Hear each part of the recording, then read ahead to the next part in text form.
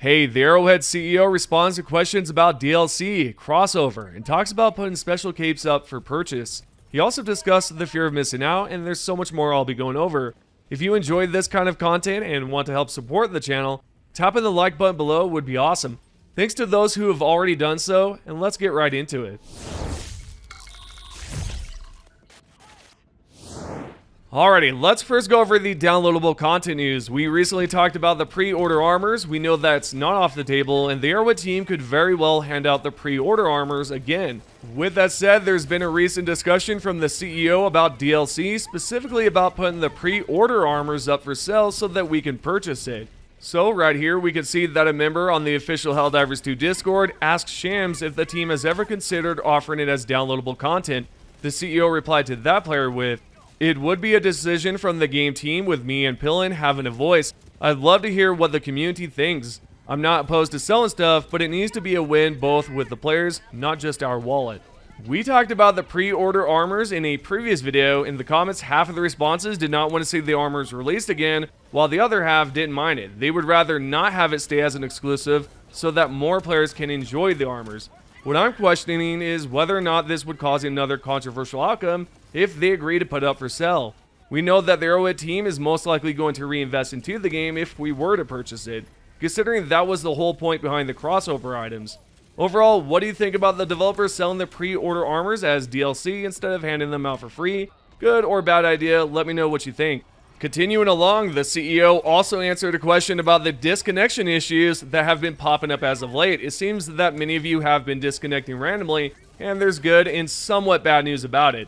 I'm not sure which one you would prefer first, but I suppose we'll go with the good news first. We can see right here that a player brought up the DC issues in Helldivers 2, and the CEO said, "Sorry to hear, we're tracking and will fix in due course." And he also responded to another player about disconnections and said, "Sorry for the issues, we're 100% aware and it's being worked on, but slow going over the holidays." Well, the good news is that they have acknowledged it and that it will be fixed at some point. The question is when. The answer to that is most likely next year, or really next month, considering it's the holidays.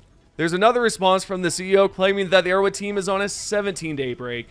The proof can be seen right here, and he wrote, "We get 6 weeks of paid vacation, but the bank holidays line up nicely this year. So with only 5 vacation days, everyone is out of the office for 17 days. This might be considered somewhat bad news if you are still having disconnection issues. Most of you can't even play at the moment. I've seen comments about disconnecting within 5 minutes of playing, so unfortunately, if that's the case for you, you're going to have to wait until next month before the Arrowhead developers can work on it.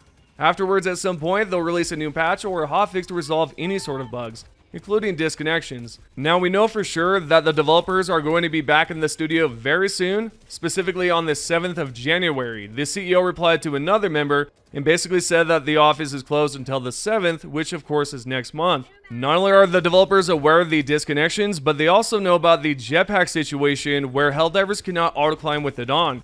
There's a member of the Helldivers 2 Discord who wanted to know if the team is aware of the auto-climb feature not working with the jetpack attached. The CEO basically responded that the team is aware of the bug, and you should expect that to be patched in an upcoming update. I didn't even notice there was a jetpack bug with the auto-climb feature, probably because I don't use the jetpack as often as other Helldivers. Anyways, if you missed out on a previous video, we know that they're also working on fixing the first-person view stuttering bug, and we also know that is due to optimization when there are too many characters in-game, considering that's what the CCO Mr. Pillstead had revealed previously. There's a lot to look forward to next month in terms of bugs being resolved, and it's exciting to know what they're going to finally patch. On a different note, most of the fanbase was unhappy with the Killzone 2 crossover shop items, mainly due to the price and the fear of missing out.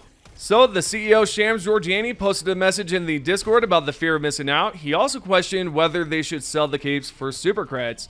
And he wrote this: "I'll admit that personally as a gamer I don't care about FOMO, but I am a bit surprised that so many people truly hate all forms of FOMO. I'd love for us to get more data on this via surveys and stuff."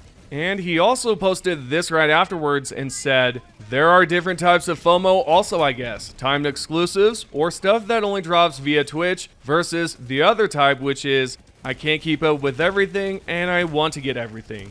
Then a Helldiver responded to the CEO Shams about how Helldivers 2 gives a special kind of fear of missing out on events that are memorable, such as Malevelon Creek, the Major Order where we had to save the kids, or the latest event where we had to save the planet Calypso from the Illuminate. Sham's reply back to that stating, "That feels more okay, I hope. Like a bro, you had to be there." Then last but not least, a different Helldiver replied back stating that this is exactly what it should be like and that there should be tons of moments like bro, you had to be there, and cosmetics should be a part of that. The CEO Sham Georgiani saw that post, replied back to that member, and questioned if it should be sold as shop items so that we could purchase the capes with super credits. The proof is right here, and Sham said, "Be there and get the cape for free, but if you missed it, you can pick it up later for a few SC." Now I saw 2 members respond to that post and said no. I believe if they were to sell the capes in the shop, it could be well received if done right. But I wonder if there are players who would oppose it and wouldn't want the Malevolon Creek cape to be sold in the shop. All in all, I'm not sure how I feel about it. Personally, it wouldn't bother me at all, or really that much, if players were able to pick up the items that have already passed. But at the same time, it sort of gives a special meaning for those Helldivers who were there when Malevolon Creek was being attacked by the automatons. Anyways, what do you all think about the capes being sold as shop items? Would you rather have them avoid selling event capes? Are you for it or against it? I'd like to know how you feel about it in the comments below. Let's have a great discussion about it. On a different note, I brought up the conversation about crossovers earlier, and it looks like the CEO believes it would be hard to do a clean crossover with Ghost Ship Games Studio, considering Deep Rock Galactic has a distinct visual style. This response was given after Shams was asked, when will Arrowhead get an okay from Sony to do a crossover? And the Arrowhead CEO said, "So we had the CEO of Ghost Ship visiting the studio the other week. Their game is amazing and we're big fans. Their visual style is very distinct, so it would be hard to find a clean crossover, I think. Tell me how I'm wrong." Rock and stone is all I have to say. No, I'm kidding. If you think differently, you can chime in, but a Deep Rock Galactic crossover would be great. And coding aside, I don't think it would be difficult for them to collaborate. The Deep Rock Galactic style is absolutely different from Helldivers 2 visually. With that said, what they could do is drop banners, color palettes that we can throw on our vehicles and hell pods. It also would be amazing to see a Bosco stratagem or weapons from Deep Rock Galactic in Helldivers 2. So stuff like that I don't think would be too hard or too difficult, although maybe it would be difficult to create armors that match visually. Nonetheless, that's what I think they should do. What are your thoughts about it? Would it be difficult for them to match it visually? Not only that, but what items would you like to see with a Deep Rock Galactic and Helldivers 2 crossover? Next up, we recently went over news together in a previous video about how the developers are working on mission variety and personal long-term progression. The CEO was asked if the developers could add an anti-tank emplacement for the high-value rescue mission. Sham's response to that is right here. "No idea. My focus as CEO is not design minutiae, besides knowing that everyone is always looking for ways to add variation and more flavor to missions." So it's sort of vague, but to be fair, he doesn't know much since he's a CEO. But it looks like not only are they looking to add more mission variety, but also looking at ways to spice up the gameplay for missions. I'm excited to see what type of missions they plan to update and improve in the future. Moving along, if you're wondering what the CEO does specifically at Arrowhead Game Studios, he gave a response to a player who wanted to know what he does. The proof is right here, and he specifically stated this. "All the major functions report into me: product, where game direction sits, operation production, Johan, new projects, and finance support, HR, legal, IT office. So I oversee their overall priorities. Help unblock, remove red tape. Mostly it's about empowering people close to the problems to solve them. I also oversee the overall business and partner relationships, Sony, etc. But really my focus tends to be to work with the most senior leaders, understand their problems and priorities, and pave the way for them to excel." That's awesome. So it looks like he has a lot going on, and he works with Sony to figure out the business idea of Helldivers 2. Maybe if he discussed the pre-order armors, we could see it up for sale at some point in the future, if, everyone's for it. So now, usually this is the part of the video where I talk about your suggested loadout and talk about it, kind of give a review, and also rate it and feature you on the channel. But I'm not going to do that today. Don't get me wrong, I'm still going to do it in the future, but I just want to check out a few more, posts. So if you haven't commented about your loadout before, do it now, or if you have already done so, post it again and I might feature it. Also, don't worry, I have taken a look at the comments before and I'm keeping track of them, so I will be featuring one of those in the next video. With all the information being said, this is your Helldivers 2 News. If you guys would like to be featured in the next one, all you have to do is comment down below, and with that said, let's check out the top comments.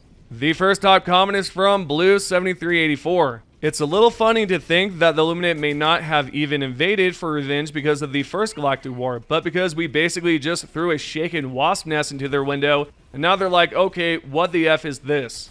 Yeah, no kidding. We sent an entire faction onto their homeworld or wherever they're hunkered down at, and we literally, probably caused a lot of deaths on their end. But hey, who cares? Democracy. The second top comment is from CaptMax7. I wonder if the Wasp doesn't target the Volus as they still register as citizens. You know what? That's an amazing way to think about it. I didn't even think about it. I actually commented on your post letting you know about it because that blew me away. It literally did, but that could be a reason. Last but not least, we have the top comment from Stinky Toe 15,676. Interesting username.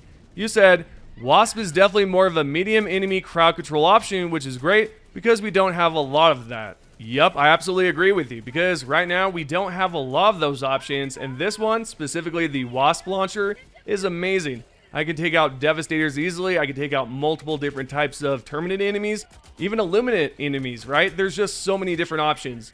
And it's probably one of the best stratagems in my opinion as of late. Sure, it doesn't destroy everything, but I'm glad it doesn't.